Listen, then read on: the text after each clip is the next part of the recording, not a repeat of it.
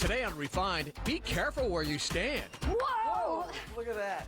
You've now found our secret bar entrance. We take you inside the Tacoma McMenamins, where there's a bar on almost every floor, including a secret speakeasy.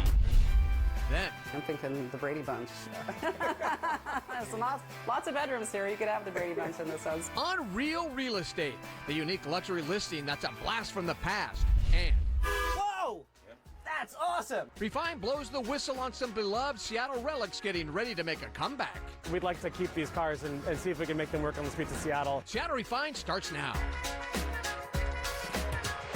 Hi, everybody. Welcome to Seattle Refined. I'm Gard Swanson. There are a lot of amazing places to eat, drink, stay, and play in the Northwest. But when you hear the name McMenamins, you know it's going to be cool and a little bit quirky. And when it comes to their newest project at the historic Elks Temple in Tacoma, there are plenty of surprises, including a secret speakeasy bar. Here's Refined's Malia Karlinski. The beautiful building, constructed in the classic Renaissance Revival style, stands tall right in the heart of Tacoma's historic district. So it originally opened in 1916 for $100,000, which would be about $2.5 million today.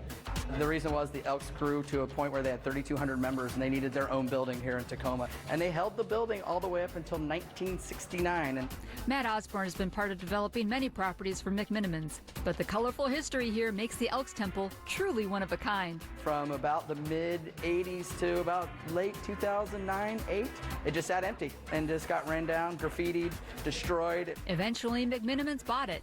Even though it was pretty run down, they saw potential and decided to make it someplace special. When you walk around and look, everything in this building is a representation of what Tacoma was and will become. Matt took us on a tour of some of the highlights of this 7-story wonder, starting with a bar in the basement that's a real taste of the tropics. We're in the old Hangout. It is an island-themed bar with a small menu. We also do a lot of craft cocktails, Mai Tais, Hurricanes, and these great funky glasses we have here. This is really a unique space, though. I mean, you have a waterfall in here. Yeah, the waterfall was where the old pool used to be in the original Elks Temple. A stuffed hyena surveys the scene.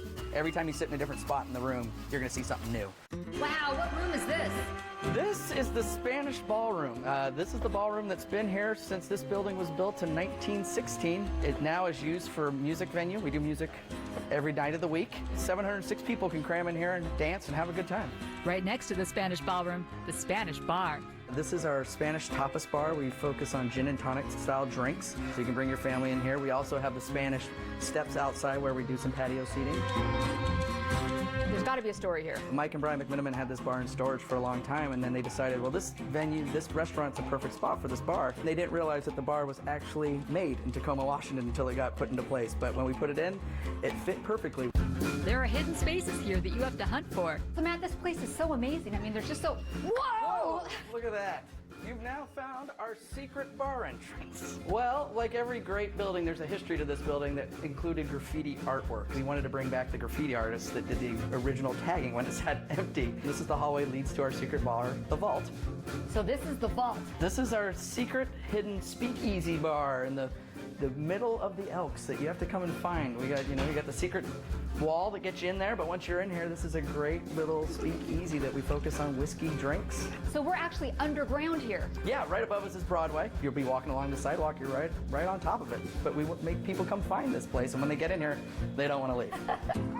Of course, we had to get one of their signature drinks. Hey, can we get 2 blind pig Sazeracs? Anything for you, and it's coming right up. Cheers. Cheers. To the Elks Club. Delicious. Confession time. We did get a little bit lost in the maze of hallways. Okay, so you go through here, and then you go that way? Well, you could go that way, but you're not going to get very far. Go that way. No, you're not going to go that way. Or you could try, we could Go back this way. You could go, no, that other way doesn't work either. We could go this way. Go that way. But this way. This is actually, that way's this way. That doesn't work either.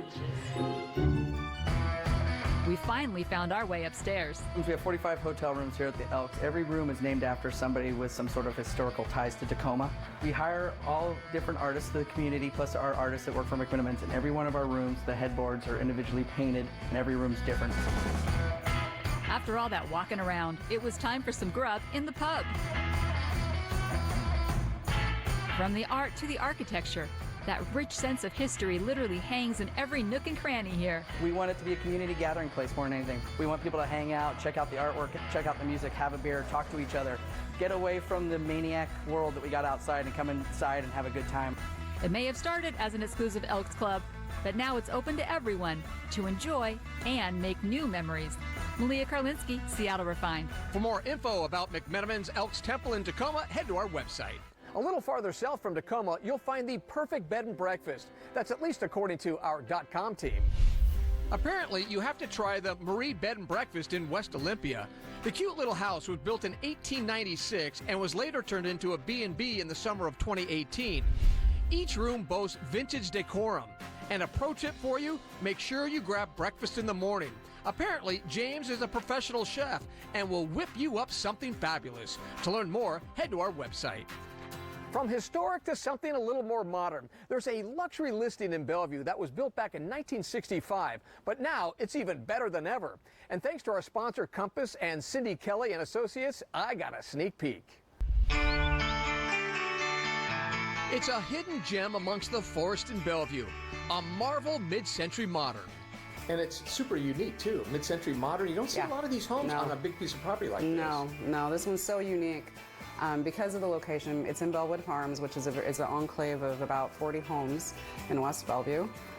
We're literally 2 minutes to the 520, 2 minutes to the 405, and you have this sanctuary in the trees. Nobody even knows you're here. It's awesome. Top broker Cindy Kelly of Compass Real Estate is the listing agent of this classic. It's 3,100 square feet of timeless living on a huge 3/4 of an acre lot. With 4 bedrooms, huge master suite, and all the details, this mid-century modern fits anyone's style. Tell me a little bit about mid-century modern. What does that mean, mid-century modern? You hear that, I know what it means, but you hear it all the time. What does that actually mean, especially for this house? I think mid-century modern, it came back into play, like super popular here in Seattle in the last 5 years or so. So it's floor-to-ceiling windows, it's exposed beams, it's the tongue and groove ceiling, it's the minimalist Frank Lloyd Wright style that so many of the millennial set actually just love. Well, I think there was a different mindset in the 50s and 60s. They took pride in the quality of the craftsmanship, and I think they were true craftsmen. And today, we're in the trades, and it's a job, and there's certainly those builders that still consider it, a craftsman in a trade, and they do amazing work. But this is not your cookie cutter. You're never going to find this. Not in downtown Bellevue with the size of the lot, the quality, the care that was put in. This home was built to last. It's rare, especially the media room with clear cedar siding, which is tough to find in any home. Okay, so you have this really cool house. You mentioned the property, and then you got a big building down here. What's that? That is a piece de resistance. It's awesome. So that is a 1,400 square foot steel-clad, 2-story basically shop. Can you show it to me? I would love to show it Let's to you. go. This is a huge piece of property with these gorgeous trees. There are 36 trees, pine trees, fir trees on this property, and 3 maples. And then you have one that's like grown through the roof, Isn't right? it awesome? They built around it. Oh, it's like they built beautiful. around it. It's gorgeous. Yeah. And look at this gigantic space right here. This is awesome. This is the special, an additional special piece of this home. It's a 1,400 square foot shop, 2-story, steel clad, just amazing potential for whatever you want. You can store a boat. Or this beauty, a rare Malibu classic wagon with a V8 engine and chrome wheels. All right, so I have to ask you this. Is this car included with this cool mid-century house? It could be. Never know. So I could be driving away and owning this house? Yeah, and they go together so well, don't they? Well, this is a classic, and the house is... And that's a classic. Yeah. It's awesome. So for all the classic, what would it cost me to get this house? Just a mere cool $1.75 million. And that's a pretty good deal when you think of all the space and just the classic home. Yes, absolutely. I think you can't got a winner replace here. the land. There you go, baby. Or one of these. That's right. To learn more about this listing, head to SeattleRefined.com. Seattle Refined is just getting started. I asked her out, and our third date never ended. And that's true. These local lovebirds run successful sushi restaurants, but their business has a much deeper mission. Plus, all aboard, a side of the Seattle trolley scene few get to see. Whoa! We'll be right back. But first, Refined wants to hook you up with the hot tub of your dreams thanks to our sponsor, Olympic Hot Tub. We are giving away a decked-out Hot Spring Prodigy hot tub that includes a freshwater salt system, a smart top cover from Leisure Concepts, and a dedicated wiring system from Illuminate Contracting. It's a total prize package worth $15,000. To enter for a chance to win, head to SeattleRefined.com/contest.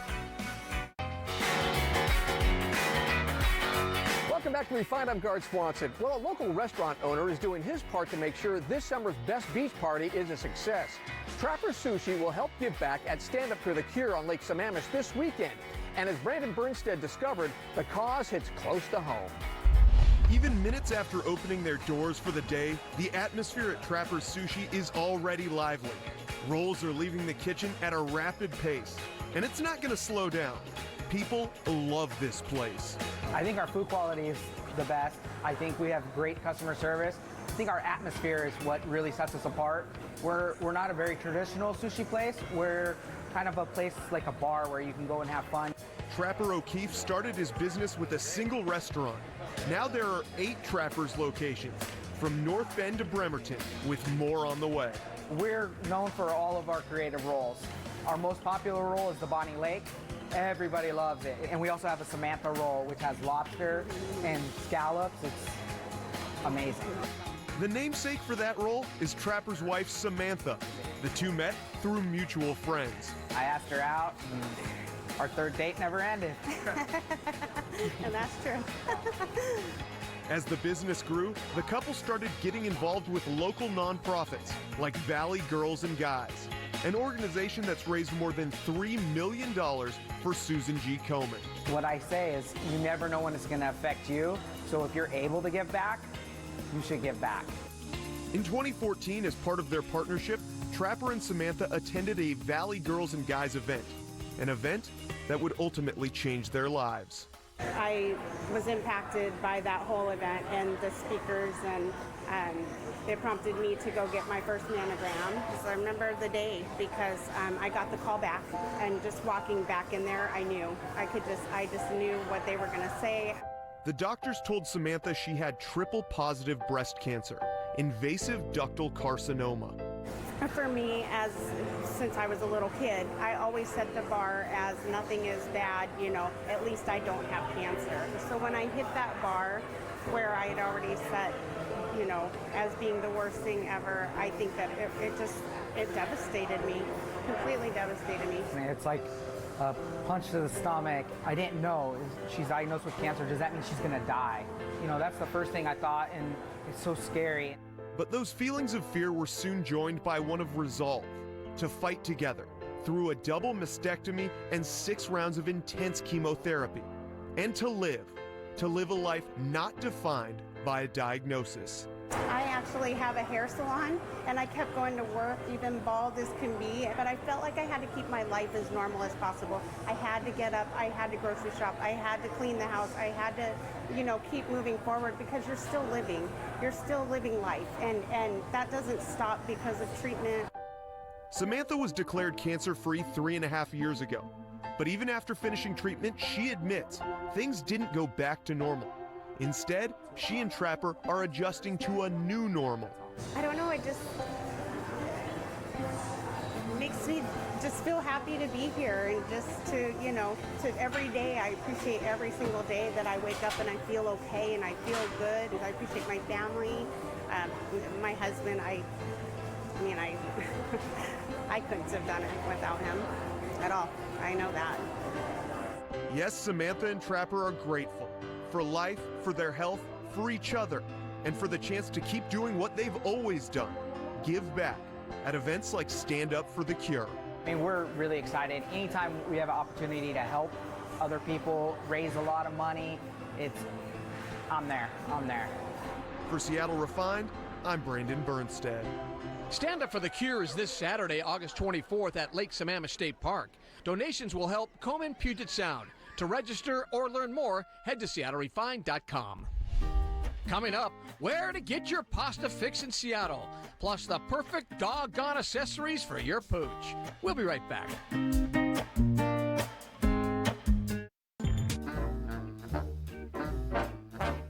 Welcome back to the show. I'm Gard Swanson. We may not beat San Francisco when it comes to trolleys, but believe it or not, Seattle has a very rich history when it comes to streetcars. And as Refine's John Prentice reports, one group says it's high time the Emerald City got back on the rails.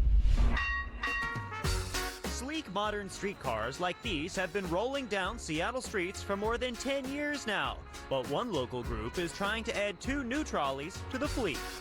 Well, actually, they're not new at all. Call them oldies but goodies, and if they seem familiar to you, you're not alone. Seattle has a long history with streetcars. We have the old streetcars that were here in the 1920s that ran all the way across Seattle and even in between some of our cities. And then in the 1970s, we had a second run at kind of a vintage streetcar on the waterfront. The waterfront streetcar, as it came to be known, was the brainchild of Seattle City Council member George Benson. He brought over 5 vintage trolleys from Melbourne, Australia, and put them along the waterfront. For more than 20 years, riders could travel from Pier 70 to the International District for $1.25. Until they couldn't. Well, they were great. I remember riding them as a kid. Don is with the Friends of the Benson Trolleys, the group trying to get these cars back on the rails. We'd like to keep these cars and see if we can make them work on the streets of Seattle. We have new streetcar tracks. Let's see if we can make this work. Tom Mendenhall from Historic Railway Restoration is one of the guys making it work and says the bodies of these trolleys are in great shape. The wheels will fit on Seattle rails, but the city's overhead wires put out too much juice for these old cars. To convert it from 600 volt, which these cars are, to 750. And the way we do that is either by battery pack or by installing inverters. Sounds like a lot of work. Yes. So what would happen if you just took these trolleys and hooked them up the way they are now? Burn up the controllers, burn up the motors. That's expensive. It's very expensive. Vince is Tom's son and co-owner of Historic Railway Restoration and has the answer to my most burning question. Does the horn work? Yes. Can we do the horn? Well, you can do the horn. Are you serious? Yes. Oh my God, let's go. You gotta get up in there. Driving pole. Whoa! Yeah. That's awesome. It's just fun to play with history and see the cars run and see them actually do what they're supposed to do. It's actually a pretty affordable way to get more capacity on our tracks. This is one of those great situations where our forward-looking needs also allow us to connect with our past. John Prentice, Seattle Refined. To learn more about this story, head to seattlerefined.com and search trolley. Here at Seattle Refined, we never get tired of hearing from you. You can find our inbox at hello@seattlerefined.com. Seattle Refined will be right back. Welcome back to the show. Now, before we wrap things up here on Refined, here's what's trending right now on seattlerefined.com. If you're craving pasta, head over to our website. Our .com foodie listed his favorite pasta spots in Seattle where you can grab the delicious grub on the go. These places seriously throw down amazing pasta. Top on the list, GH Pasta Company. And there's only more from there. All you have to do is check out our website. This will make your pooch doggone excited. Right now on our website, we have 15 accessories your dog needs. Okay, maybe they don't need it, but they still will want it. Everything from a bunny rabbit hat, bark beef brew, to a Corona doggy toy set. This really is for the hipster dogs out there. If you think someone would like this, head to seattlerefined.com. Also on our website, a Seattle luxury tour company wants to help you plan a custom trip based on your genealogy. TCS World Travel has an extensive history of helping customers plan their next journey, but now they are going a step farther. You can meet with a heritage consulting researcher who will coordinate a vacation that's part of your deep roots. The process does take time because you have to take a DNA test. So if you want to plan a trip next year, you better get going. For more info, head to seattlerefined.com. All right, that's going to do it for today's show. I'm Gard Swanson. Thank you so much for joining us. We'll see you next time, right back here on Seattle Refined.